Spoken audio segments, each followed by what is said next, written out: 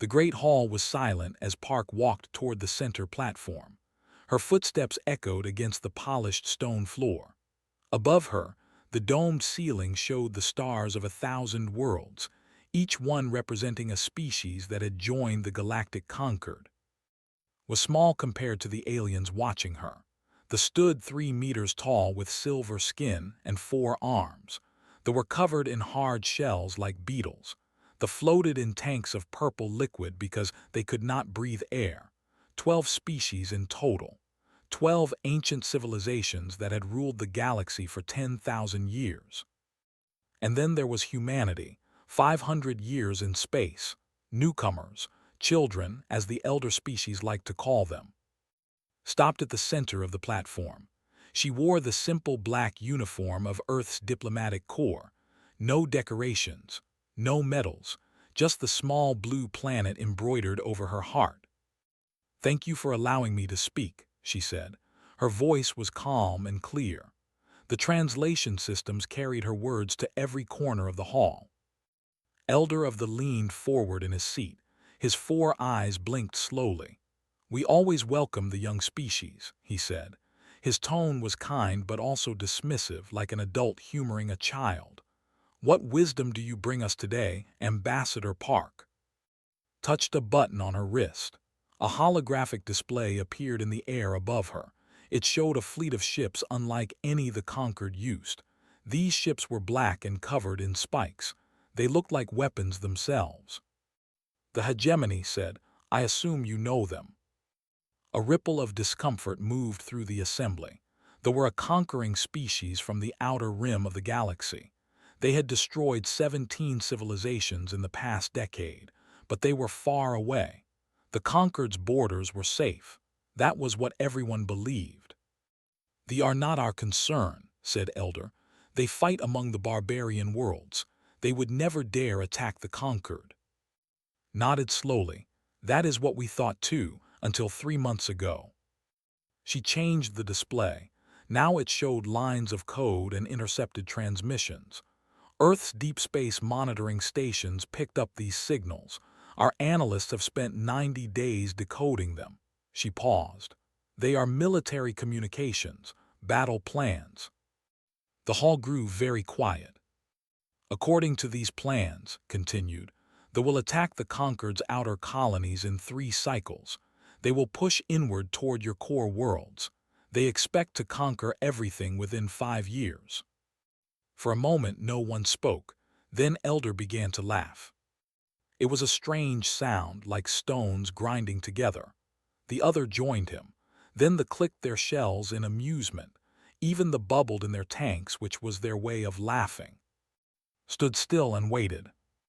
"Ambassador Park," Elder said when he finally stopped laughing, "do you know how long the Concord has existed? 10,000 years. 10,000 years of peace between our species. We have the most powerful fleet in the galaxy. They are nothing but raiders and thieves." "They were raiders," said. "They have changed. They have unified under a single leader. They have built weapons that—" "Enough," raised one of his 4 hands. "We appreciate your concern. Truly we do. It is charming that such a young species wants to help, but you do not understand galactic politics. You have been in space for only 5 centuries. We have been here for—" Another elder spoke up. "Perhaps the humans are afraid because they are weak. They see threats everywhere because they cannot defend themselves." Laughter again. Felt heat rise in her chest, but she kept her face calm. "We are offering you an alliance," she said. "Humanity's defensive technologies in exchange for recognition as equals in the Concord. We have weapons that could help you. Strategies that—" "Weapons?" shook his head. "We have seen human weapons, Ambassador, kinetic projectiles, nuclear devices, barbaric tools from a barbaric age. The Concord evolved past such things long ago." "You evolved past war," said quietly. "We did not." The laughter stopped. Something in her voice made the elders pause. "We remember our wars," continued. "We remember what it cost us. Millions dead, cities burned. We learned from that pain. We studied war because we had to, because we knew that someday someone would come for us, and we would need to be ready. She looked around the hall, meeting the eyes of each elder species. You have forgotten. You have had peace for so long that you do not remember what war really is. That is why the will defeat you. Elder stood up. His silver skin had turned dark with anger. You dare to lecture us? You, whose species still remembers its own world wars. You, who nearly destroyed yourselves with nuclear weapons. You are children playing with fire, Ambassador Park. Nothing more. Did not back down. Yes, we nearly destroyed ourselves. And because of that, we know exactly how destruction works. We know how to cause it, and we know how to stop it. She turned off the holographic display. The hall fell into shadow for a moment before the regular lights returned. I have delivered my warning, she said. You may ignore it if you wish, but when they come, and they will come, remember this moment. Remember that humanity tried to help you. She began walking toward the exit. Her footsteps echoed again in the silent hall. Wait, called Elder. What will humanity do when they attack? Will you hide? Will you run back to your little blue planet? Stopped, she turned around slowly. When they come, she said, do not call for us. She paused. We will come anyway, that is what humans do. She left the assembly hall without another word. Outside, a shuttle was waiting for her. General stood beside it, his arms crossed over his chest. He was a tall man with gray hair and a face that had seen too many battles. How did it go? He asked. Climbed into the shuttle. They laughed at us. Nodded, he did not seem surprised. The fleet is ready in orbit, 200 ships. Should I send them home? Looked out the window as the shuttle lifted off. Below, the beautiful towers of Prime glittered in the sunlight. The Conquered had built this neutral world as a symbol of peace and cooperation. It was lovely, and it was completely defenseless. No, she said, keep the fleet nearby, hidden but close. You think they will really come? Closed her eyes. She thought about the intercepted transmissions. She thought about the 17 worlds that had already fallen. She thought about the Supreme Commander, a monster who decorated his throne room with the bones of conquered species. They will come, she said, and when they do, these proud elders will learn a very hard lesson. Sat down across from her, and then opened her eyes. There was something cold in them now, something that remembered every war humanity had ever fought, every lesson written in blood. And then, she said, we will teach them a lesson too. We will show them what happens when you threaten the galaxy that humanity has chosen to protect. The shuttle rose higher, leaving the golden towers behind. Above them, hidden among the stars, 200 human warships waited in silence, ready, patient. Humanity had given its warning. Now they would wait for the fire to begin. They came exactly when humanity said they would. 3 cycles after Park's warning, the outer colonies of the Conquered began to burn. The first world to fall was 7, a peaceful farming planet where they grew crops to feed a dozen systems. The fleet appeared without warning. Their black ships blocked out the sun. Within 6 hours, every city was in flames. The Conquered's response was slow and confused. They had not fought a real war in 3,000 years. Their military was ceremonial. Their weapons were designed for parades, not battles. When the Conquered fleet finally arrived at 7, they destroyed them in minutes. News of the defeat spread across the galaxy like a disease. Fear followed it. On the farming world of 4, Doctor heard the emergency broadcast while she was working in her laboratory. She was a human scientist who studied alien plants. She had lived on 4 for 3 years, learning from the farmers and helping them improve their crops. The broadcast was simple and terrifying. Forces incoming. Evacuate immediately. This is not a drill. Ran outside. The sky was still blue and peaceful, but she could see bright flashes in the distance. Ships fighting, ships dying. Around her, farmers stood frozen with fear. They did not know what to do. They had never experienced war. Their children cried. Their elders stared at the sky with confusion in their 4 eyes. Made a decision. "Everyone listen to me," she shouted. Her voice was small compared to but something in her tone made them turn toward her. "We need to get to the evacuation shuttles. Now, follow me." She started running toward the spaceport. After a moment of hesitation, they followed her. The same species that had laughed at humanity's warning now followed a human woman because she was the only one who seemed to know what to do. The spaceport was chaos. Shuttles were leaving half empty because the pilots were too scared to wait, grabbed a port worker and spoke firmly into his face. "How many shuttles do we have left?" "3," the worker stammered. "But the pilots have fled. No one knows how to fly them." Cursed under her breath. Then she climbed into the nearest shuttle and sat in the pilot's seat. She had never flown a shuttle before, but she had flown human ships. The basic principles were the same. "I need 30 minutes, she called out. "Get everyone on board, women and children first. Move." They obeyed without question. 3,000 of them crowded into the 3 shuttles, worked frantically, learning the alien controls, making mistakes, fixing them. Above the planet, the battle grew closer. Fighters were breaking through the defense lines. 28 minutes later, launched the first shuttle. She stayed behind to launch the other 2, then jumped into the last one just as bombs began falling on the spaceport. As the shuttle rose into space, looked back at the planet she had called home. Fires were spreading across the farmland. 3 years of work destroyed in hours. But 3,000 were alive because of her. That was what mattered. Far across the galaxy, another human was also refusing to run. Captain Han commanded the Defiance, a small patrol ship with a crew of 45. When the invasion began, the Defiance was stationed near the nebula, far behind what quickly became enemy lines. Her orders were clear: retreat to human space immediately. Read the orders twice, then she deleted them.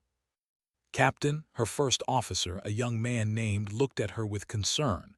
"What are our orders?" New orders said, "We're staying." The bridge crew exchanged nervous glances. They were 45 humans against the largest invasion fleet in galactic history. It was suicide. "Captain said carefully, they have over 10,000 ships in this sector. We have one." Smiled, it was not a happy smile. "Then we'll have to be creative." Over the next 3 weeks, the Defiance became a ghost. They hid in asteroid fields and gas clouds. They struck supply lines when no one expected it. They destroyed fuel depots, communication stations, and transport ships. Then they vanished before they could respond. The commanders were confused. How could one small ship cause so much damage? They sent hunting parties to find the Defiance. The hunting parties never returned. Also did something else. She broadcast survival tactics on every frequency she could reach. She told the conquered worlds how to hide from patrols. She explained how to sabotage equipment. She gave them hope. "You are not alone," she said in every broadcast. "Humanity has not forgotten you. Keep fighting. Help is coming." They put a bounty on her head. They called her the Ghost of. They feared her more than they feared entire conquered fleets. Meanwhile, on Luna Station orbiting Earth's moon, Admiral received a desperate transmission from the Galactic Conquered. He played it for his command staff in the war room. The holographic image showed Elder, the same who had laughed at Ambassador Park, but was not laughing now. His silver skin was pale with fear. His 4 eyes were wide and desperate. "People of Earth," said his voice shaking, "we were wrong. They have destroyed 40 of our worlds. Our fleets are broken. Our people are dying. We beg you, please help us. We will give you anything. Recognition, territory, whatever you want, just please help us." The transmission ended. The war room was silent. Admiral stood with his hands clasped behind his back, looking at the empty space where his image had been. "They laughed at us," said Commander O's chief tactical officer. "They called us children. They said our weapons were barbaric." Yes, agreed, they did. And now they want us to save them. Turned to face his staff. These were men and women who had dedicated their lives to protecting Earth. They had trained for years, prepared for the day when humanity would need to defend itself against a hostile galaxy. Let me ask you something, said. Why do we fight? The staff looked at each other, uncertain. We fight to protect our families, Commander answered. To protect Earth, to protect humanity. Nodded. And what about strangers? What about people who insulted us, who dismissed us, who laughed at us when we tried to warn them? Silence. 3,000 are alive right now because Doctor refused to abandon them, said. Dozens of conquered worlds still have hope because Captain Han refused to retreat. They didn't help those people because they deserved it. They helped them because they could. He walked to the window and looked out at the stars. That is what makes us human. We help people, not because they earned it, not because they will pay us back, but because when we see suffering, we cannot look away. He turned back to his staff. Prepare the fleet. Every ship we have, we're going to war. Commander stepped forward. Sir, the council hasn't authorized. Then get me the council, said. Ambassador Park was right 3 cycles ago and she's right now. The galaxy needs us, and humanity answers when we are needed. The orders went out within hours. Every human warship in every system received the same message. Mobilize immediately. The largest fleet in human history began to gather. 2,000 ships, weapons that the conquered called barbaric, crews who remembered what it meant to fight. The stars were burning, but Earth's children were coming to put out the fire. The human fleet emerged from hyperspace like a wall of steel and fire. 2,000 warships, arranged in perfect formation, filled the void near the nebula. At their center flew the flagship, the Eternal Dawn, carrying General. Stood on the bridge, watching the tactical display. Ahead of them, the Conquered's last defensive line was crumbling. 300 Conquered ships faced over 2,000 warships. It was not a battle, it was a slaughter. General, said his communications officer, we're receiving a transmission from the commander. Put it through. The holographic display flickered and appeared. He was massive, covered in black armor that looked like it had been grown rather than built. His face was a nightmare of teeth and eyes. Behind him could see the bodies of conquered species displayed like trophies. More prey, the commander said. His voice was deep and hungry. Excellent. The conquered servants have come to die alongside their masters. His expression did not change. We are not servants, we are human, and we are not prey. The laughed, it was an ugly sound. Human, the young species, the children who play with nuclear toys, we have heard of you. You will make fine slaves. Smiled slightly. We are the warning you should have heeded, but you didn't listen. Neither did the conquered. Perhaps you will both learn together. He cut the transmission and turned to his tactical officer. Begin Operation Sunrise. All ships, attack Formation Delta. The human fleet moved. The conquered had watched war from a distance for. They had theories about combat, strategies written in ancient texts that no one had tested in generations. Their ships flew in straight lines and fired in predictable patterns. Humans were different. Human tactics came from thousands of years of killing each other. Every war, every battle, every massacre had taught them something new. They had learned to be unpredictable. They had learned to sacrifice. They had learned that victory often went to the side that was willing to do what the enemy did not expect. The commander ordered a standard envelopment, a tactic that had crushed the conquered fleet. His ships spread out to surround the humans. But the human formation shifted. Wings of ships that had seemed to be in one place suddenly appeared in another. The envelopment failed because the humans had anticipated it. They had moved before they even finished giving orders. Impossible, the commander growled. They're reading our transmissions. He was wrong. The humans were not reading transmissions. They were simply thinking They knew what a conquering mind would do because humanity had produced conquerors of its own. Alexander, Khan, Napoleon. The humans had studied their own monsters, and now they used that knowledge to predict the enemy. In the chaos of battle, Lieutenant Song flew her fighter through a wall of defense fire. She was the leader of Ghost Squadron, 17 pilots who had trained together for 5 years. They knew each other's thoughts. They moved as one. "Target acquired," said calmly. "Carrier dead ahead, we're going inside." Her squadron followed her into the carrier's hangar bay. The had left it open, expecting to launch more fighters. They did not expect 17 human ships to fly directly into their vessel. Inside the carrier and her pilots unleashed everything they had: missiles, cannons, everything. The carrier's internal systems exploded around them. "Eject, eject, eject," shouted. 17 pilots ejected from their ships moments before the carrier tore itself apart. The explosion was visible from across the battlefield. A carrier, destroyed from within by a handful of humans. Rescue shuttles picked up all 17 pilots within minutes. Not a single human life was lost. On the bridge of the Eternal Dawn, General watched the battle unfold. They were confused now. Their formations were breaking. They had never faced an enemy that fought like this, an enemy that was willing to fly into death and somehow escape alive. "Sir," said his tactical officer, "they are regrouping around their command ship. They're preparing a final push." Nodded. "They think we'll retreat now that we've shown our strength. They expect us to negotiate." He paused. "They don't understand humans at all." He opened a channel to the entire fleet. "All ships, this is General. They believe this battle is about power. They believe we're here to prove ourselves. They're wrong. We're here because billions of innocent people are counting on us. We're here because the galaxy called for help and we answered. Today, we show the universe what humanity truly is. Not conquerors, not destroyers, protectors. Now, advance." The human fleet surged forward.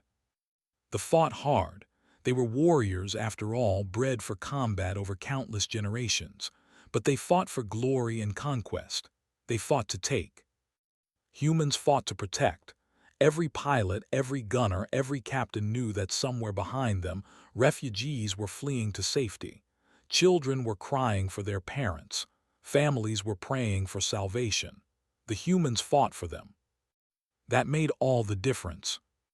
When a ship broke through the human lines and headed for a refugee convoy, 3 human destroyers intercepted it. They put themselves between thee and the civilians. 2 of the destroyers were destroyed, but the refugees escaped. The crews of those destroyers knew what they were doing. They chose to die so that strangers could live. They could not understand such a choice. It made no sense to them. Why would warriors sacrifice themselves for people they had never met? That confusion was their weakness. By the end of the day, the Battle of Nebula was over. They had lost 800 ships. The humans had lost 112. The conquered surviving fleet, barely 50 ships, watched in stunned silence as the humans secured the battlefield. Medical ships moved among the wreckage, rescuing survivors. Human survivors, conquered survivors, even survivors. The humans pulled wounded enemies from broken ships and treated their injuries. A conquered captain contacted the Eternal Dawn. His face was full of confusion. "General, why are you saving they are the enemy?" Looked at him calmly. "They are defeated. They are no longer soldiers. They are patients, and humans do not let patients die if we can help them." The conquered captain had no response. He had never seen anything like this. He had never imagined that a species could be so fierce in battle and so compassionate in victory. That night, as the fleet regrouped, General received a message from Ambassador Park. She was aboard a diplomatic vessel, watching everything. "You did it," she said. "You actually did it." Shook his head. "We stopped them here, but they still control 50 systems. There is untouched. This war isn't over." His eyes narrowed. The conquered elders want to negotiate now. They want to offer the peace treaty, give them the systems they've already taken, and abandon the people living in those systems. Yes, was silent for a long moment. No, we didn't come this far to abandon anyone. If the conquered wants peace through surrender, they can have it, but humanity will keep fighting. The conquered won't like that. The conquered didn't like our warning either, and they didn't like our weapons, and they didn't like our tactics, smiled grimly. They can learn to deal with disappointment. We're going to finish this war. We're going to free every world they have taken, and then we're going to make sure no one ever threatens this galaxy again. Smiled back. I'll tell the conquered. They're going to be very upset. Good, upset is better than dead. The human fleet began preparing for the next phase of the war. Behind them, the nebula glowed with the light of 1,000 burning ships. Ahead of them, the waited. The stars had witnessed something new today. A species that fought not for conquest but for compassion. A species that saved its enemies and buried its friends. A species that refused to give up, no matter the cost. Humanity had announced itself to the galaxy, and the galaxy would never be the same. The human fleet reached the home system after 6 weeks of hard fighting. 50 conquered worlds had been liberated. Millions of prisoners had been freed. The war machine was broken, its forces scattered and retreating toward their final stronghold. Now at last, humanity stood at the gates of Prime. General looked at the planet through the main viewport of the eternal dawn. It was a dark world, covered in black mountains and red oceans. Cities sprawled across its surface like scars. Orbital defense platforms surrounded it like a shell of metal and fire. This was where the war would end, one way or another. Ambassador Park stood beside him. She had joined the fleet 3 days ago, along with Elder and several other conquered leaders. The Elder species wanted to witness the final battle. They also wanted to give advice, though had stopped listening to them weeks ago. The conquered recommends a siege, said. Believes we should surround the planet and wait, though we'll starve within a generation. Did not turn from the viewport. A generation, 20 years, maybe 30. That's a long time for the people on that planet to suffer. Says those people are enemies. They chose to follow the Supreme Commander. Did they? Finally looked at her. Did every farmer choose this war? Every child? Every mother who just wanted to feed her family? He shook his head. The leadership started this war. The people are just people. They don't deserve to starve because their leaders are monsters. Smiled sadly. The conquered doesn't think that way. I know, that's why the conquered lost. A tactical officer approached. General, Major reports his ground forces are ready. 100,000 soldiers plus armor and air support. Nodded. Tell him to prepare for deployment. We're doing this the hard way. The hard way. It was a phrase the human military used often. It meant doing what was right instead of what was easy. It meant risking human lives to minimize enemy casualties. It meant treating war as a terrible necessity rather than a glorious adventure. The plan was simple but dangerous. Instead of bombarding the planet from orbit, human ground forces would land and capture key military targets. They would arrest the leadership and disable the defense systems. They would do everything possible to spare civilian lives. It would cost human soldiers their lives. Everyone knew that. They chose to do it anyway. The assault began at dawn time. Drop ships fell through the atmosphere like burning meteors. Major was in the first wave, leading his battalion toward the command complex. Anti-aircraft fire filled the sky around them. Ships exploded. Soldiers died before they even reached the ground. But they kept coming. Hit the ground running. His power armor protected him from small arms fire, but they had heavier weapons. Plasma cannons, missile launchers, things that could kill a human even through the best armor. Move, move, move, he shouted. His soldiers followed him toward the outer wall of the command complex. Breaching charges ready. The wall exploded inward. Human soldiers poured through the gap. Inside, warriors waited with blades and guns. The fighting was close and brutal. Humans fell. The corridors ran with blood of two species. And then found something he did not expect. In a small room beneath the complex, he found civilians, women and children hiding from the battle above. They screamed when they saw him. They expected death.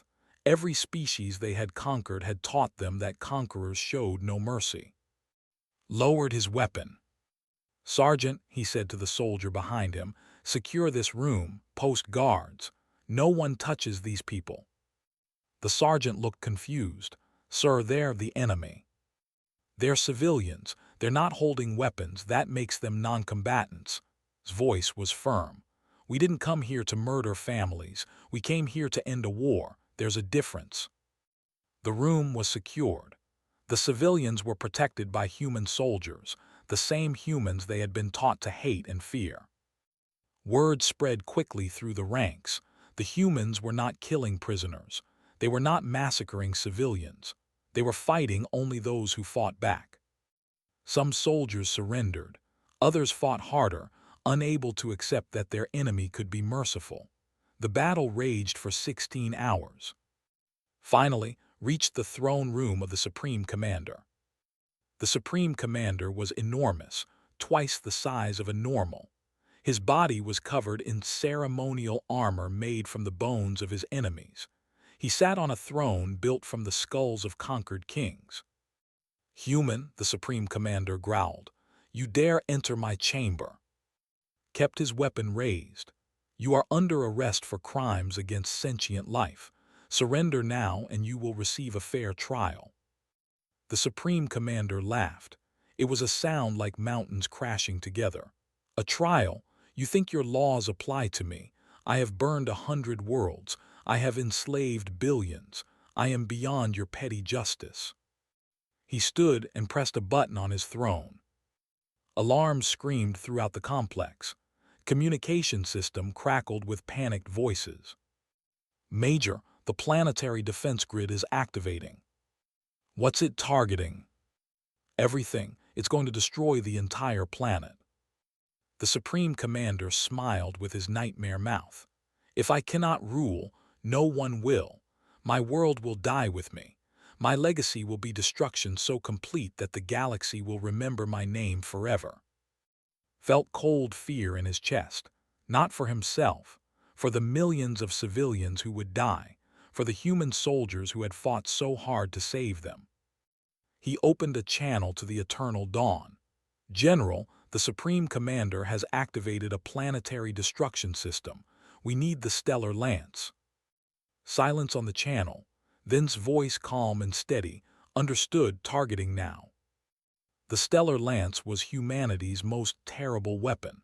It worked by focusing energy from a star into a beam of pure destruction. It could vaporize a city in seconds. It could crack a planet in half. But it could also be precise. Incredibly, impossibly precise. In orbit, the eternal dawn adjusted its position. Massive collectors extended from its hull, drinking in the light of the sun. Energy built inside the ship, more energy than 1,000 nuclear bombs. "Target acquired," said the weapons officer. "The planetary defense grid. We can destroy it without touching the civilian centers." Nodded. "Fire." The stellar lance activated.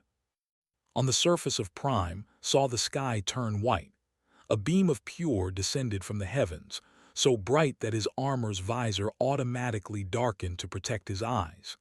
The beam struck the defense grid installations across the planet, one after another, faster than thought. Explosions bloomed across the horizon. The ground shook, the air screamed. And then it was over. The defense grid was gone, destroyed, but the city still stood. The civilian centers were untouched. Humanity had used its most powerful weapon not to destroy, but to save. The Supreme Commander stared at the sky in disbelief. His plan had failed.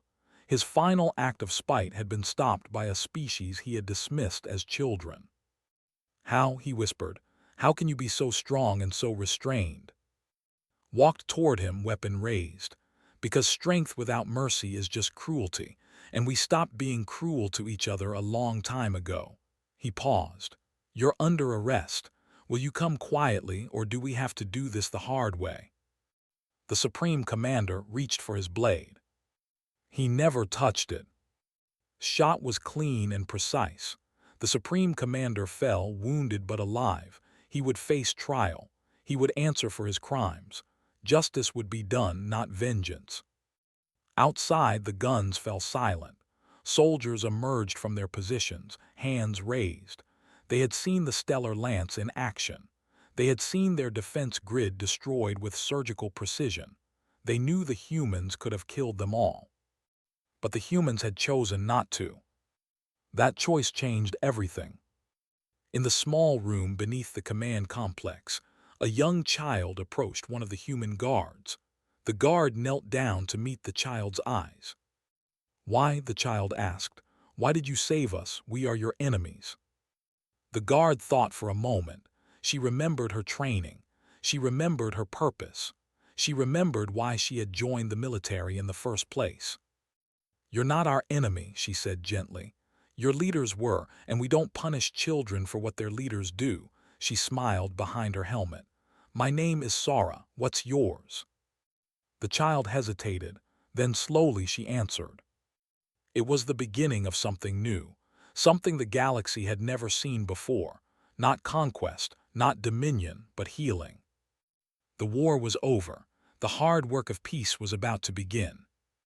The great hall on Prime looked the same as it had on the day Ambassador Park delivered her warning. The same polished stone floor, the same domed ceiling showing 1,000 stars, the same seats for the 12 elder species of the galactic conquered. But everything had changed. Walked toward the center platform for the second time in her life. This time, no one laughed. Every eye in the hall watched her with respect. Some watched with fear. A few watched with something like wonder. She wore the same simple black uniform. No decorations, no medals, just the small blue planet over her heart. Elder stood to greet her. The leader looked different now, older, tired. He had watched his civilization nearly fall. He had watched humans do what the conquered could not. Ambassador Park, he said. His voice was soft, almost humble. Thank you for coming. Nodded. Thank you for inviting me, Elder. Gestured to the assembly. Before we begin official business, I must speak on behalf of the entire conquered. He paused, gathering his words. 1 year ago, you stood in this hall and warned us of the threat. We laughed at you. We called you children. We dismissed your concerns and your offers of help. He bowed his head. The other bowed with him. One by one, every elder species in the hall followed. We were wrong, said. We were arrogant and foolish. Our arrogance nearly destroyed us. Only humanity's courage and sacrifice saved us from annihilation. He looked up at. On behalf of the galactic conquered, I offer our deepest apologies and our eternal gratitude. Stood in silence for a moment. She thought about all the human lives lost in the war, the ships destroyed, the families broken. She thought about the hatred she could feel if she let herself. But that was not why she was here. Elder, she said, I accept your apology, and I thank you for your gratitude, but I want you to understand something. She looked around the hall, meeting the eyes of every species represented. Humanity did not save the conquered because we wanted recognition. We did not fight because we hoped for reward. We fought because we saw innocent people suffering and we could not look away. She let that sink in before continuing. That is who we are. That is what it means to be human. When we see someone drowning, we jump in the water. We don't stop to ask if they deserve saving. We don't negotiate payment first. We act because action is needed. Nodded slowly. We understand this now, and that is why we wish to offer humanity the highest honor the conquered can bestow. He spread his forearms wide. We invite humanity to join the conquered as an elder species, equal status with the founding civilizations, a voice in all decisions, a seat at every table. The hall buzzed with whispered conversations. This was unprecedented. No species had been elevated to elder status in 5,000 years. Smiled gently. "Thank you, Elder, truly. This is a great honor." She paused. "But I must decline." Shocked silence filled the hall. "We didn't do this for status," explained. "We did it because it was necessary, because when we saw suffering we couldn't look away. You call that a weakness, we call it our greatest strength." She shook her head. "If we accept elder status now, it will seem like we fought for power. That's not the message we want to send." Looked confused. "Then what do you want?" Thought carefully before answering. "We want partnership, real partnership, not hierarchy. We want the conquered to change the way it thinks about young species. We want you to listen when someone brings a warning, even if they're new to the stars. We want you to remember that wisdom doesn't always come from age." She smiled again. "Give us those things and we'll consider ourselves well paid." The assembly debated for hours. In the end, they agreed to every request. The conquered would be reformed. Young species would have a voice. Warnings would be taken seriously. It was a new beginning for the galaxy. After the formal session ended, walked through the gardens outside the hall. The flowers of 100 worlds bloomed around her. She found a quiet bench and sat down, finally allowing herself to rest. Footsteps approached. She looked up to see General, wearing civilian clothes for the first time in years. "I heard you turned down elder status," he said, sitting beside her. "It wasn't why we fought." "I know, but some of the soldiers are disappointed. They think we earned it." Nodded. "We did earn it. That's exactly why we don't need it." Smiled. It was the first genuine smile she had seen on his face since the war began. "You always were smarter than me." They sat in comfortable silence for a while, watching alien birds fly between the trees. "What happens now?" finally asked.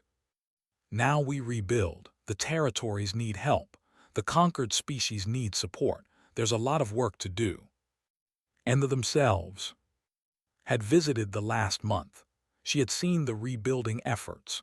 She had met with civilians who were learning slowly that not all species wanted to hurt them. "They're healing," she said. "It will take generations, but they're healing. Major is leading the peacekeeping mission there. He's good at it, patient, kind." She remembered the report she had received yesterday, had shared a meal with the young child he had saved during the assault on the command complex. The child's name was translated roughly as Hope. She had asked to teach her about Earth. He had agreed. Small moments, small connections, that was how peace was truly built. Across the galaxy, other human heroes were finding their own paths forward. Doctor had established the first joint human research station. The farmers she had rescued now worked alongside her as equals. Together, they were developing new crops that could grow on war-damaged worlds, helping to feed refugees throughout the former conflict zone. Captain Han had been promoted to admiral. Her guerrilla tactics were now studied in military academies across the conquered. She taught the next generation of officers, human and alien alike, that courage was not about having no fear. It was about acting despite fear. Lieutenant Song trained fighter pilots from a dozen species. Her squadron had become legendary during the war. Now she was creating new squadrons, mixed teams of humans and aliens who learned to trust each other in the darkness of space. Admiral had retired to Luna Station, where he spent his days writing his memoirs and playing with his. His final log entry had become famous. "We proved that strength and compassion are not opposites. They are the same thing, wielded correctly." In general, he retired too, eventually. He moved to a small house on a quiet colony world where he grew vegetables and watched the stars at night.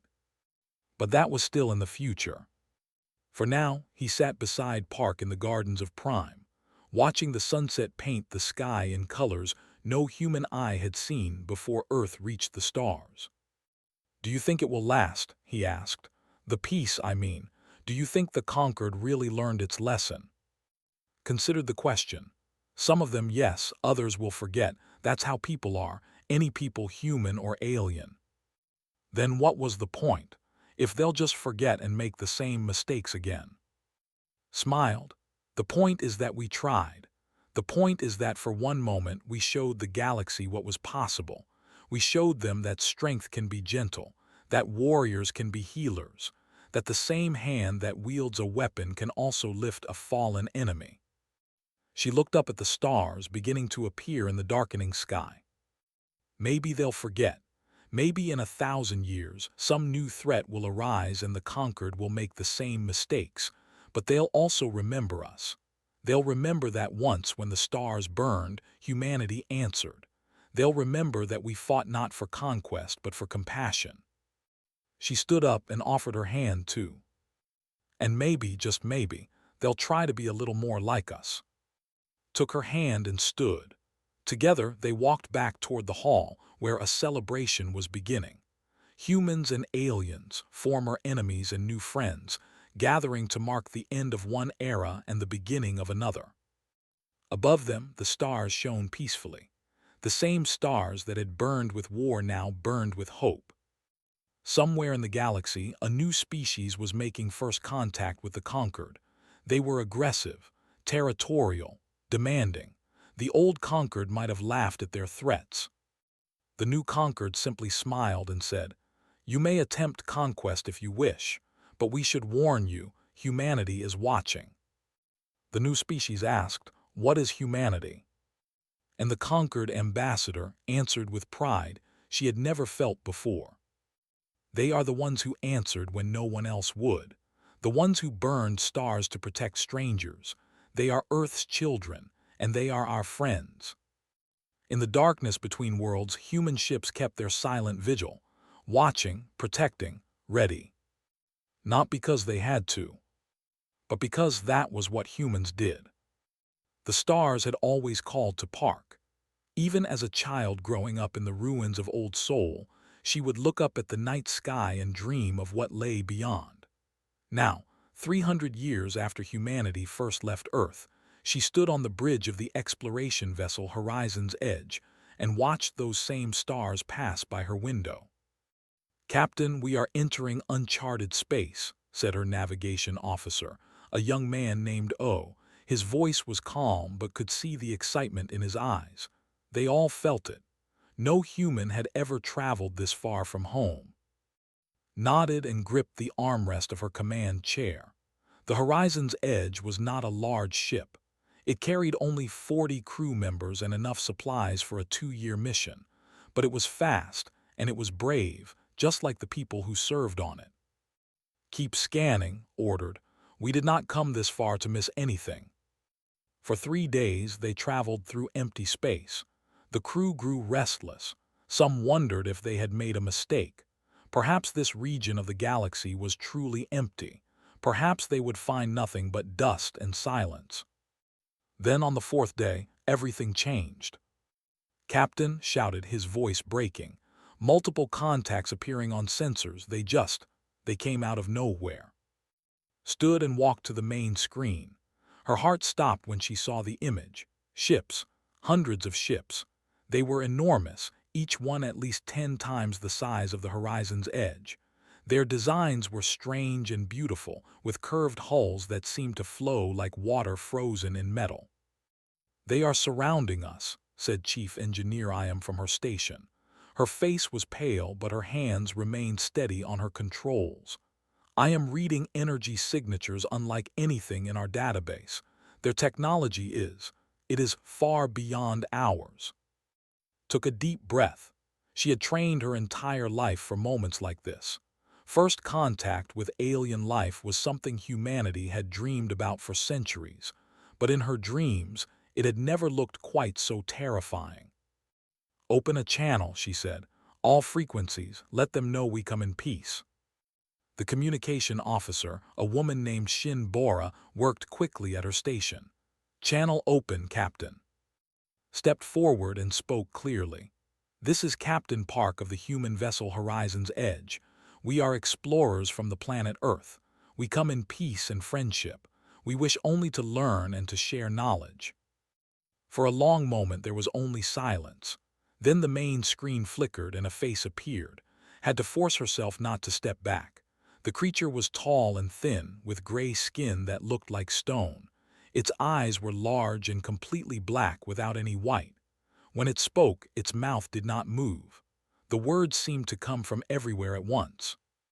"Human, we are the Dominion. We have ruled this galaxy for 40,000 of your years. Every intelligent species we have encountered has joined us. They had no choice. Now you will join us as well." Felt cold spread through her body. She looked around at her crew. She saw fear in their eyes, but also something else. Trust. They trusted her to make the right decision. "What do you mean by join?" she asked carefully. The creature made a sound that might have been laughter. "Your species will be integrated into the Dominion. Your worlds will serve our needs. Your people will work in our factories, fight in our armies, and obey our laws. This is not a request. This is how things are. This is how things have always been. And if we refuse?" Now the creature definitely laughed. It was an ugly sound like metal scraping against metal. No species refuses. Those who tried are no longer species. They are memories, dust, nothing. The last civilization that resisted us was destroyed 8,000 years ago. We erased them so completely that not even their name survives. Thought about Earth. She thought about the billions of people living across 12 star systems. She thought about her grandmother, who had survived the reunification wars and taught her that some things were worth fighting for. She thought about the children playing in the parks of New Seoul, dreaming of the stars just like she once had. She could surrender. It would be the safe choice, the smart choice. Her crew would live.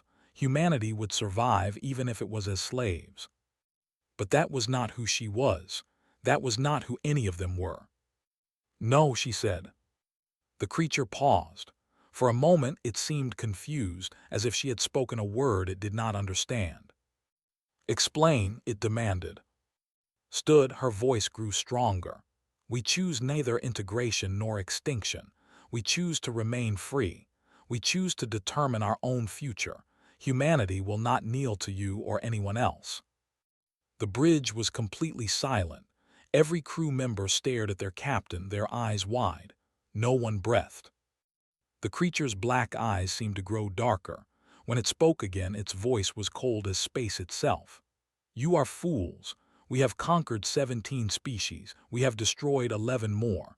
We have crushed empires that spanned 1,000 worlds. You are nothing. You are insects. You have 47 military vessels in your entire civilization. We have 40,000.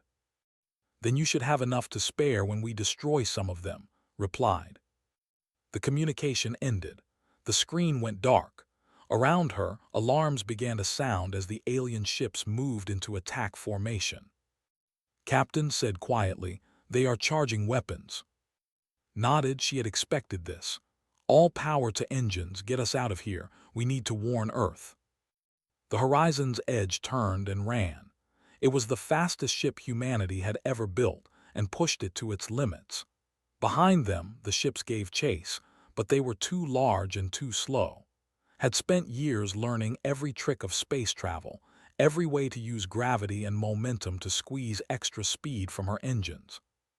They escaped, barely. 3 of their crew members were injured when a weapon grazed their hull, but no one died.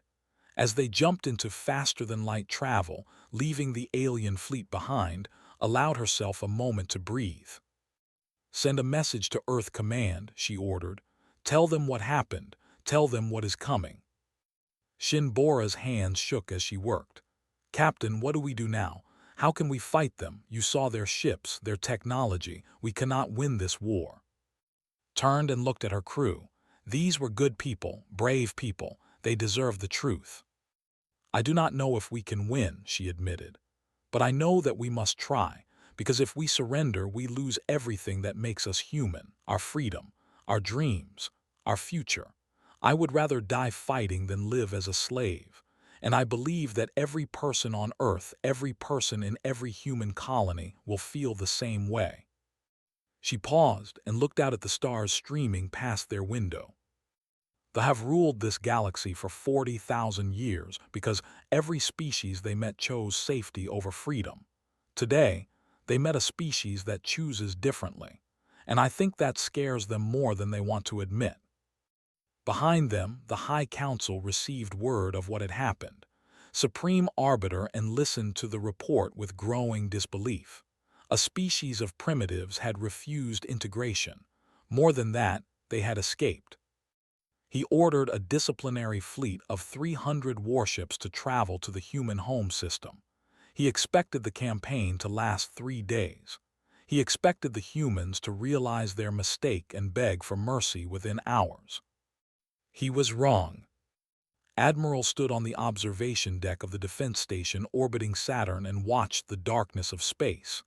Somewhere out there, 300 alien warships were coming to destroy everything he had ever known.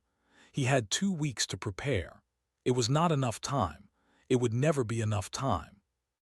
He was 63 years old. His hair had turned gray long ago, and his face was lined with the marks of a difficult life. He had fought in 3 human conflicts before this one. He had lost friends, lost ships, and once lost his entire fleet in a battle near Jupiter's moons. But he had never lost hope. That was what made him different from other commanders. That was why they had given him this impossible task. "Admiral," said his aide, a serious young woman named Han, "the final count is in. We have 47 combat-ready vessels, 12 cruisers, 20 destroyers, and 15 fighter carriers." Nodded slowly. 47 ships against 300. Anyone with basic mathematics could see that this was hopeless. The ships were bigger, faster, and more powerful. Their weapons could destroy a human cruiser with a single shot. Their shields could absorb anything humanity had to throw at them. But had never believed in mathematics. "Tell me about Saturn's rings," he said. Looked confused. "The rings, sir." "Yes, how dense are they? How much debris? What is the composition?" Checked her data pad. Mostly ice and rock. Billions of particles ranging from tiny dust to chunks the size of houses. The rings extend for hundreds of thousands of kilometers. They are extremely dense in some areas. Smiled. It was a thin smile, the kind that made his enemies nervous. "Good. That is where we will fight." Over the next 2 weeks, worked his crews harder than they had ever worked before. He moved ships into position within Saturn's rings, hiding them among the ice and rock. He ordered his engineers to build thousands of decoy drones, small devices that would appear as warships on enemy sensors. He studied everything humanity knew about technology, looking for weaknesses. And he found one. "Their targeting systems are advanced," Chief Engineer Im explained during a strategy meeting. She had arrived with Captain Park just 3 days ago, bringing valuable information from their first contact encounter. But they rely heavily on energy signatures to identify threats. They are not used to fighting in cluttered environments. Their previous enemies always met them in open space, where their superior numbers could dominate. Leaned forward, "So if we fill the battlefield with false signals, they will have trouble telling real ships from fake ones." Finished. "At least for a while. Their computers will eventually adapt, but it could buy us time." "Time is all we need," said. "Time and courage." The fleet arrived on a Tuesday. 300 warships dropped out of faster-than-light travel at the edge of the solar system, their hulls gleaming like polished silver in the distant light of the sun. The fleet commander, an officer named N, broadcast a message to all human channels. "This is your final warning. Surrender now and most of you will live. Resist, and we will turn your worlds to ash." His response was simple. He sent a single image, the human flag flying against a field of stars. The battle began. The fleet moved toward Saturn with terrible confidence. They expected to find the human fleet waiting in formation, ready to be destroyed. Instead, they found chaos. Their sensors screamed with contacts. Thousands of ships seemed to fill the space around Saturn's rings. The weapons officers began firing, their powerful beams slicing through ice and rock. But most of their targets were decoys. While the wasted ammunition on false signals, real ships attacked from unexpected angles. Human destroyers emerged from within the rings themselves, firing their weapons at point-blank range before diving back into the debris field. The shields were strong, but they were designed to stop energy weapons from long range. They struggled against the concentrated fire of ships that appeared from nowhere. The first warship exploded 6 hours into the battle, then another, then 3 more. Lieutenant flew her fighter through a storm of ice and laser fire. She was 28 years old, born and raised on the lunar colonies. She had never seen Earth except in pictures, but she was willing to die for it anyway. "Red Squadron, follow me," she said into her communicator. Her voice was calm, almost bored. That was how she dealt with fear. She pretended it did not exist. Her squadron of 12 fighters followed her toward the largest ship, the fleet flagship. It was enormous, a mountain of metal and weapons bristling with enough firepower to destroy a small moon. Any sane pilot would stay away from it. Was not feeling very sane. "We are going for the hangar bay," she announced. "Intelligence says their internal defenses are weak. They never expected anyone to get this close." "Lieutenant," one of her pilots said, his voice shaking, "that is a suicide mission." "Maybe," replied, "but if we take out their flagship, their entire command structure falls apart. They are not used to losing leaders. It will create confusion. That confusion will save lives." She did not wait for a response. She pushed her fighter to maximum speed and dove toward the flagship's hangar bay. Her squadron followed. Of the 12 pilots who began that run, only 4 survived long enough to reach the opening. 3 of those crashed their fighters into the internal walls, detonating their reactors and causing massive damage. Survived. Her fighter was destroyed, but she ejected at the last moment, landing hard on the hangar floor surrounded by fire and screaming alarms. She pulled herself up, grabbed a weapon from a dead soldier, and started fighting. 3 hours later, a human rescue team found her standing in the command center of the flagship. She was wounded in 7 places. She had killed 11 officers with her hands and weapons. The fleet commander, N, lay dead at her feet. "Lieutenant," the rescue team leader said, staring at the destruction around them, "what happened here?" Looked at him with exhausted eyes. "I did what was necessary." The death of N threw the fleet into chaos. Without their commander, the individual ship captains began arguing about strategy. Some wanted to continue the attack. Others wanted to retreat and wait for reinforcements. While they argued, pressed his advantage. For 72 hours, the battle raged. Human ships appeared and disappeared among Saturn's rings like ghosts. Weapons turned ice into steam and rock into powder, but they could not find their enemies. Every time they focused on one target, another ship would strike from behind. When the shooting finally stopped, 112 warships had been destroyed. The remaining ships retreated, fleeing back to Dominion space. Humanity had lost 31 ships and over 2,000 lives. It was a terrible cost, but they had won. Admiral stood on his observation deck once more and watched the retreat. Stood beside him, tears running down her face. "We did it, Admiral," she whispered. "We actually did it." Shook his head slowly.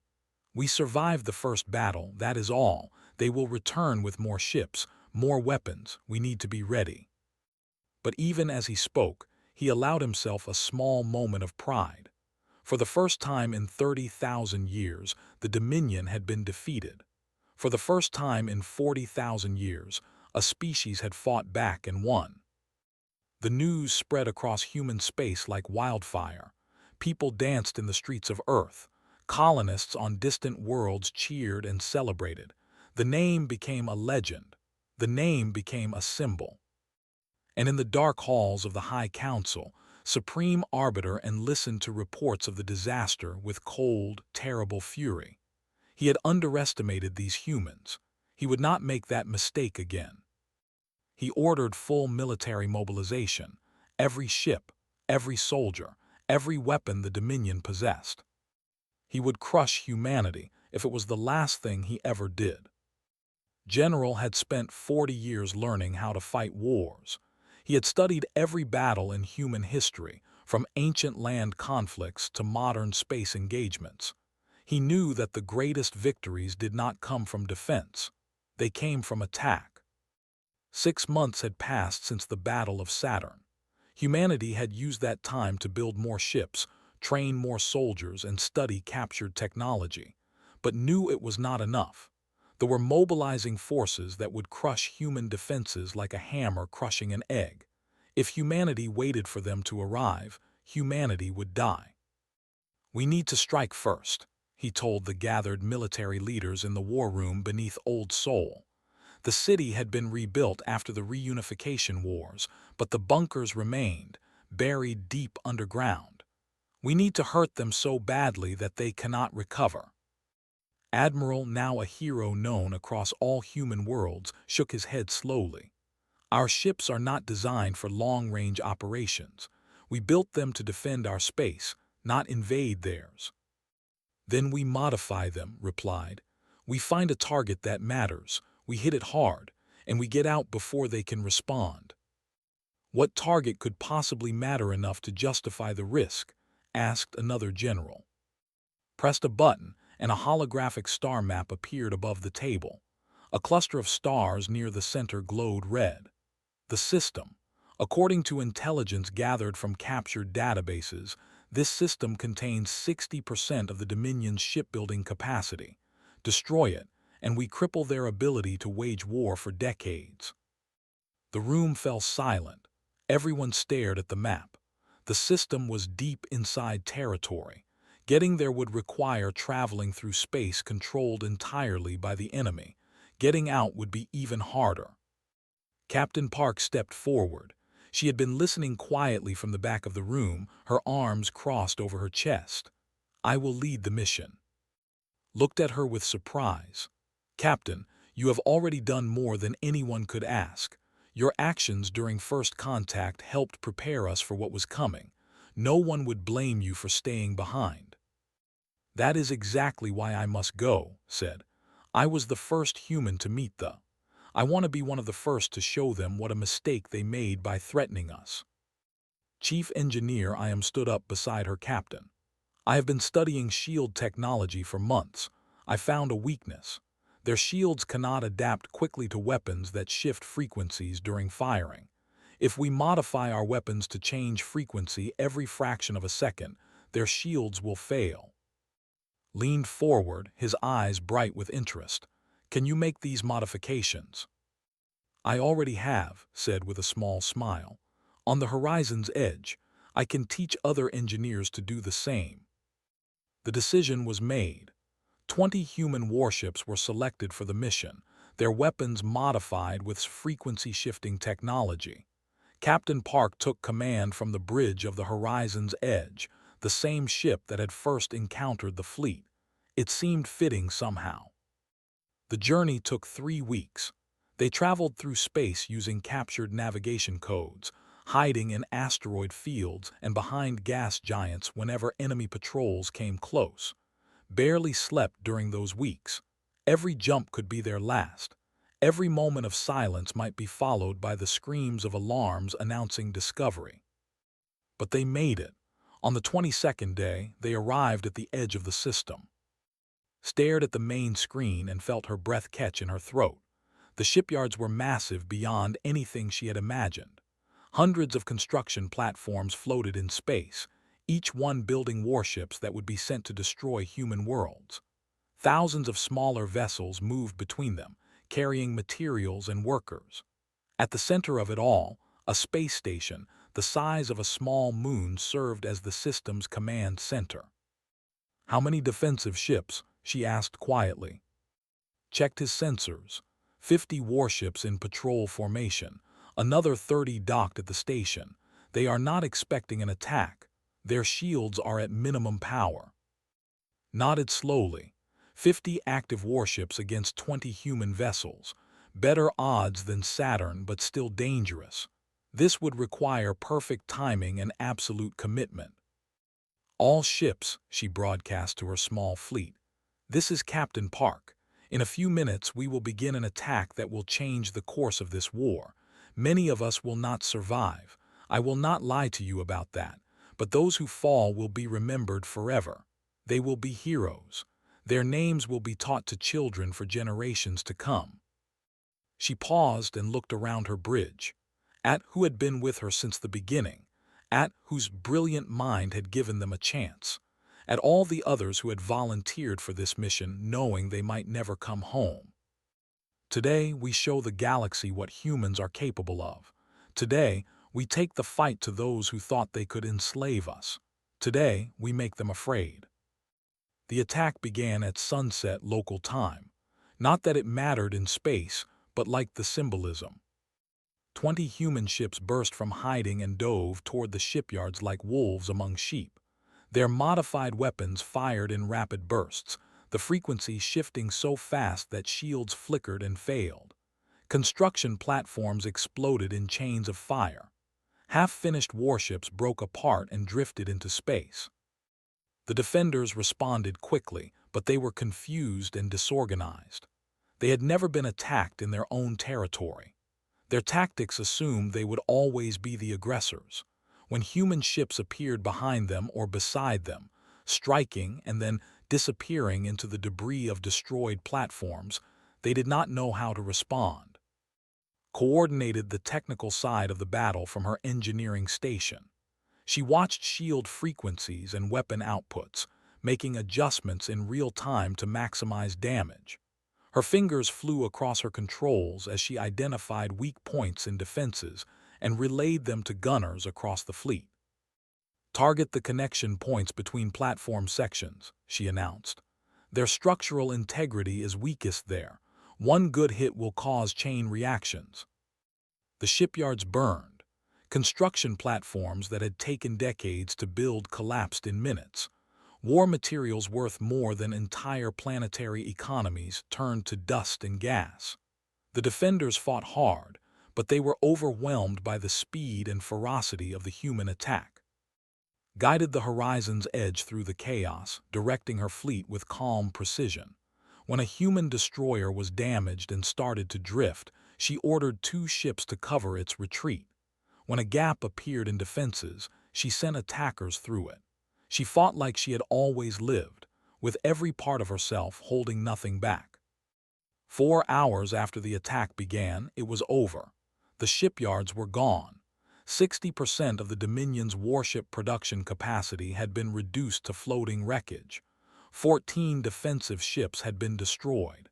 The command station had been crippled, its communication systems shattered. Humanity had lost 6 ships and 800 lives, felt every death like a wound to her own body. These were her people, her responsibility. She had led them into danger, and some of them would never go home. But they had won. Against all odds, against all expectations, they had struck at the heart of the Dominion and escaped. The journey home was quieter than the journey out. The surviving ships limped back to human space, their crews exhausted but proud. Word of their victory spread ahead of them, traveling faster than any ship could fly. When they finally arrived at Earth, they found crowds waiting for them at every station and port. People cheered and waved flags. Children held up signs with the names of ships and captains. The word hero was repeated so often that it began to lose meaning. But something more important than human celebration was happening in the dark corners of the galaxy. On worlds conquered by the thousands of years ago, slaves and servants heard whispers of what had happened. A young species called humans had attacked the Dominion in its own territory. They had destroyed the greatest shipyards in the galaxy. They had proven that the masters were not invincible. For the first time the conquered peoples of the Dominion began to hope. And hope, as supreme arbiter and would soon learn, was the most dangerous weapon in the universe. Doctor had always believed that words were more powerful than weapons. She had spent her life studying how different species communicated. She learned their languages, their customs, their ways of thinking. Now, on a captured outpost in a distant star system, she was about to put that belief to the ultimate test. The outpost had been taken 3 months ago by human forces. It was small and not particularly important to the Dominion's military plans, but it was valuable because of who lived there. Workers from a dozen different species, all of them slaves of the. She walked through the corridors of the outpost, nodding to the guards who protected her. The slaves watched her pass with curious eyes. They had never seen a human before. They had heard stories, of course. Everyone in the galaxy had heard stories about the strange species that had the Dominion and survived. Stopped in front of a door and took a deep breath. Behind this door was a representative of an aquatic species that had been conquered by the 12,000 years ago. They were brilliant engineers, forced to build ships and weapons for their masters. If could convince them to join humanity's cause, it would change everything. She opened the door and stepped inside. They looked like a mix between a fish and a human. They had scales that shimmered blue and green, gills on their necks, and large eyes adapted for seeing in deep water. Their hands had webbed fingers perfect for delicate technical work.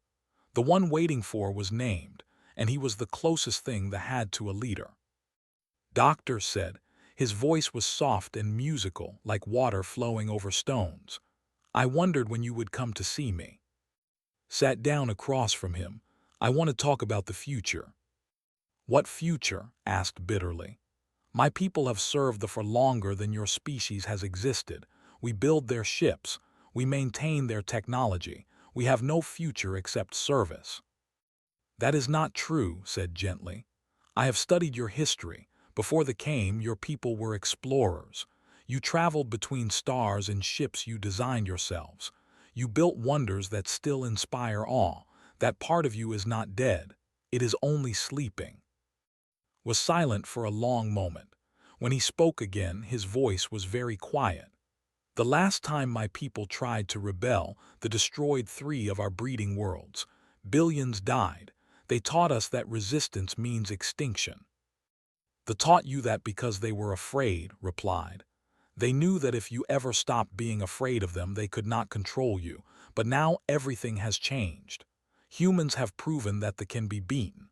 We destroyed their shipyards. We killed their commanders. We are still standing, and we want to help you stand with us. Over the following weeks, met with representatives from other enslaved species. She spoke with the telepaths who could read minds and share thoughts across vast distances.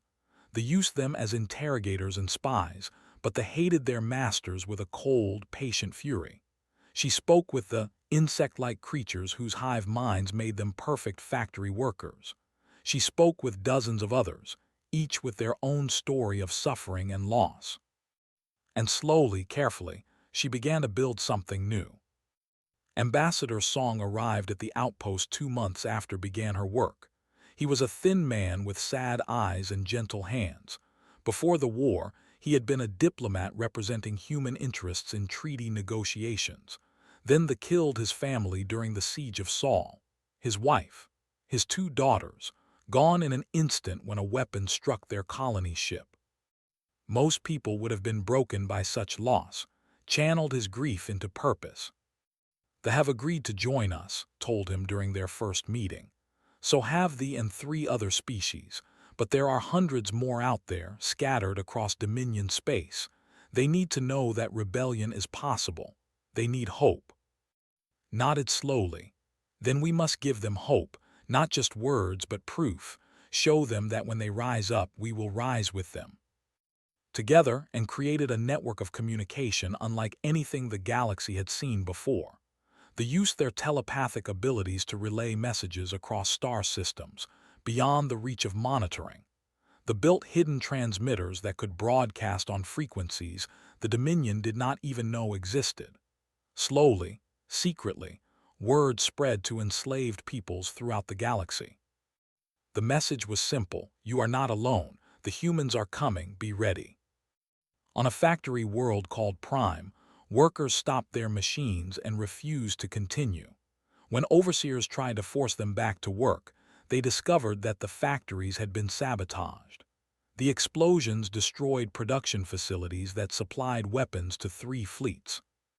On a mining colony in the outer reaches, engineers sealed themselves inside the main computer complex and broadcast everything they knew about military movements. Human intelligence officers received detailed fleet positions, patrol schedules, and defensive weaknesses. It was the greatest intelligence breakthrough of the war. The telepaths simply stopped cooperating. They refused to interrogate prisoners or spy on their fellow slaves. When the threatened punishment, they responded by broadcasting images of human victories directly into the minds of every slave within range. The message spread faster than any ship could travel. Supreme Arbiter and watched his empire begin to crumble from within. Reports arrived every day of new rebellions, new sabotage, new defiance. Species that had served obediently were suddenly remembering that they had once been free. And at the center of it all always were the humans. These creatures are a disease, and hissed to his counsel. They infect everything they touch with their madness. Their refusal to accept reality has spread to our subjects like a plague. We could negotiate, suggested one of his advisors, a elderly named Hen. Offer the humans a limited territory in exchange for peace. Stop the bleeding before it kills us. And turned on him with fury in his black eyes. Negotiate with primitives who have ruled their species for less than 1,000 years. We have dominated this galaxy since before their ancestors crawled out of their oceans. We do not negotiate, we conquer. He made his decision in that moment. The rebellions were spreading because the slaves still had hope. The slaves had hope because humanity still existed. Therefore, humanity must be destroyed. Completely. Utterly. So thoroughly that no trace remained to inspire future generations. Assemble every ship we have, and commanded. Every soldier, every weapon. We will go to the human home system and we will burn their worlds to ash. We will kill every man, woman, and child. We will destroy their stations and scatter their colonies. When we are finished, the word human will be forgotten, and our subjects will remember what happens to those who resist the dominion. The order went out across the galaxy. From every corner of space, warships began moving toward Earth. 2,000 vessels, the largest fleet ever assembled in galactic history, enough firepower to crack a planet into pieces. Doctor received word of the coming attack from a contact. She immediately sent a message to Earth, warning them of what was coming. Then she turned to who had become her closest ally among the. They are coming to destroy us, she said. Everything we have built, everything we have hoped for, will mean nothing if Earth falls. Placed a webbed hand on her shoulder. Then we must make sure Earth does not fall. My people have been building weapons in secret for months. They are ready to disrupt communications. They will sabotage any ship they can reach. We will fight beside you, Doctor, as allies, as equals, as friends. Felt tears forming in her eyes. Why? After everything they did to you, why would you risk everything for us? Smiled, an expression that looked strange on his fish-like face but somehow conveyed genuine warmth. Because you gave us something we had forgotten we could have. You gave us hope. Now it is our turn to give something to you. Across the galaxy, the allied species prepared for war. Engineers their hidden weapons. Telepaths prepared to spread confusion through enemy ranks. And on hundreds of worlds, slaves who had never known freedom began to dream of a galaxy where they did not rule. The final battle was coming. And for the first time in 40,000 years, the Dominion would face not just one enemy, but many. Admiral stood on the bridge of the flagship Sol's Fury and watched the edge of the solar system through the main screen. Somewhere out there, 2,000 enemy warships were coming to destroy everything he loved. He had known this moment would come since the day the war began. Now that it was here, he felt strangely calm. 6 years had passed since the Battle of Saturn. 6 years of fighting, building, and hopping. Humanity had grown stronger in that time. They had learned from their enemies and from their new allies. But would it be enough? "Final count," he said quietly. Han, who had served beside him since the beginning and was now his second in command, checked her displays. 120 human vessels, sir. 80 allied ships, 40, 25, and 15 from other species. Total strength, 200 ships against 2,000. 10-to-1 odds, worse than Saturn, worse than anything humanity had ever faced. Turned to address his bridge crew. They were young, most of them, children of war who had grown up knowing nothing but conflict. They deserved better than this. They deserved a future. "I want to tell you something," he said. "Something I have never told anyone. When I was a boy, my grandmother told me a story about our ancestor, Admiral Yi Sun Sin. 500 years ago, he faced a Japanese fleet of 300 ships with only 12 of his own. Everyone said it was impossible. Everyone said he should surrender, but he fought anyway, and he won. Because numbers do not decide battles. Courage decides them, will decides them. The belief that some things are worth dying for." He paused and looked around at the faces watching him. "Today we fight for our homes, our families, our right to exist as a free people. Today we fight beside allies who believe in the same things we do. Today we show the galaxy that the human spirit cannot be broken, no matter how big the enemy, no matter how terrible the odds. Whatever happens in the next few hours, remember this. We did not kneel. We did not surrender. We stood up and we fought." The fleet arrived at noon, Earth time. 2,000 ships dropped out of faster-than-light travel in perfect formation, spreading across the void like a wall of silver and death. At their center flew the flagship of Supreme Arbiter N, a vessel so large it could have swallowed the horizon's edge 100 times over, and broadcast a message on all frequencies. His voice was cold and certain. "Humans, this is your final moment. Look upon the might of the Dominion and know that you are about to be erased from history. Your allies cannot save you. Your courage cannot save you. Nothing can save you. In 1 hour, your species will no longer exist." The response came from an unexpected source. Captain Park, standing on the bridge of the horizon's edge, the same ship that had made first contact all those years ago, opened a channel. "Supreme Arbiter," she said, "I remember our first meeting. You told me that every species who faced the Dominion chose to submit or die. You were wrong. There is a third choice. We can fight back. We can inspire others to fight back. We can tear down empires built on fear and slavery. That is what humanity chose, and that is why you are afraid."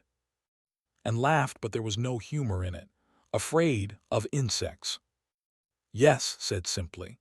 "Because deep down you know the truth. Your power was never based on strength. It was based on making others believe they were weak. The moment someone proved that wrong, your empire began to fall apart. We did not defeat you with better ships or bigger armies. We defeated you with an idea, the idea that freedom matters, that hope matters, and ideas, Supreme Arbiter, are bulletproof." The battle began. It was chaos from the first moment. Human ships and allied vessels scattered into pre-planned formations, using every trick they had learned over 6 years of war. Had studied the tactics exhaustively. He knew how they would attack, how they would try to overwhelm with numbers, how their commanders thought. He used that knowledge against them.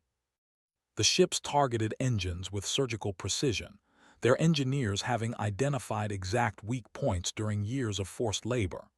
Entire warships went dead in space, unable to maneuver or escape. The created psychic interference that scrambled communications, turning the massive fleet into thousands of ships fighting individually rather than together.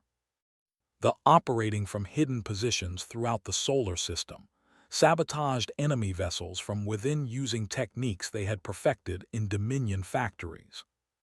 And the humans fought with everything they had. Commander, her face marked with scars from the Battle of Saturn, led her fighter squadrons in devastating attack runs. She was 40 now, old for a combat pilot, but she flew with the same fearless intensity that had made her a legend. When her fighters ran out of missiles, they used their ships as weapons, ramming vessels and ejecting at the last moment. Chief Engineer I.M. coordinated technical warfare from a command station on Mars. Her frequency-shifting weapons technology had spread to every human ship, and she directed its use with brilliant efficiency. Shields fell by the dozens, leaving their ships vulnerable to concentrated fire. General commanded ground defenses across a dozen worlds, preparing for the worst while hoping for the best. If the fleet failed, his soldiers would be the last line. They all knew it was probably hopeless, but not one of them ran. The battle lasted 18 hours, 18 hours of fire and death and desperate courage. Humanity lost ship after ship. Allied vessels burned and broke apart, but the lost more, so many more. As dawn broke over Earth on the second day, something remarkable had happened. The fleet had been reduced to less than 800 ships. Human and allied forces had fallen to 90 vessels. The odds had shifted from 10 to 1 to less than 9 to 1. Still terrible, but no longer impossible. Captain Park saw an opportunity. The Horizon's Edge had survived against all odds, dancing through the battle with the skill and luck that had defined her entire career. Now she plotted a course directly toward its flagship.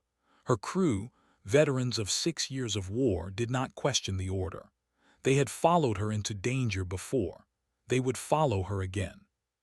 Chief Engineer said, "Is the reactor ready?" Nodded grimly. "I can trigger a controlled overload at any time. The explosion will be significant." "Good." Opened a channel to Admiral. "Admiral, I am going for the flagship. If I can take out N, it may end this."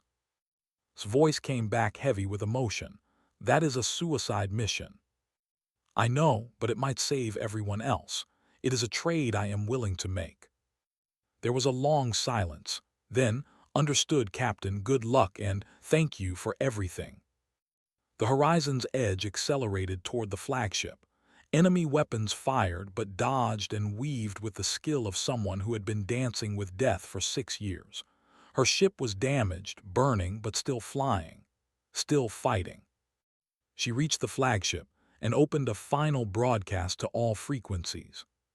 "Supreme Arbiter N, this ends now. Not with extinction, yours or ours. Surrender and we build something new together. Keep fighting and I destroy your ship with you on it." N's response was immediate. "You are bluffing. One small ship cannot destroy us." "Maybe not," admitted. "But I can certainly try, and even if I fail, you have already lost. Your empire is crumbling, your subjects are rebelling, your fleet is broken. You can kill us all today, and tomorrow 100 other species will rise up against you. This is not about one battle. This is about an idea, and you cannot kill an idea no matter how many ships you have." She positioned her ship next to the flagship's reactor core, preparing for the detonation. Her finger hovered over the trigger. And then something happened that no one expected. And surrendered. "Stop," he said, his voice suddenly old and tired. "We yield, the Dominion yields." The fighting stopped. Across the solar system, weapons fell silent. Ships that had been trying to kill each other moments before now drifted in uncertain peace. Did not detonate her reactor. Instead, she began to laugh and cry, both at the same time. 50 years later, the galaxy was a different place. The Dominion existed only in history books, replaced by the Galactic Cooperative, a true alliance of equals. The old masters had been forced to confront their crimes and work alongside the species they had once enslaved. Doctor, now very old but still sharp-minded, served as the Cooperative's Secretary General. She worked from a neutral station between human and former Dominion space, resolving disputes and building bridges between cultures that had been enemies for. Statues of the war's heroes stood in the memorial gardens of Earth. Admiral, who had died peacefully 10 years after the war ended, surrounded by family and friends. Captain Park, who had survived her impossible mission and spent her remaining years teaching young pilots to fly with courage and compassion. Commander, General, Chief Engineer I am, Ambassador Song, and thousands of others, human and alien alike, who had given everything for a better future.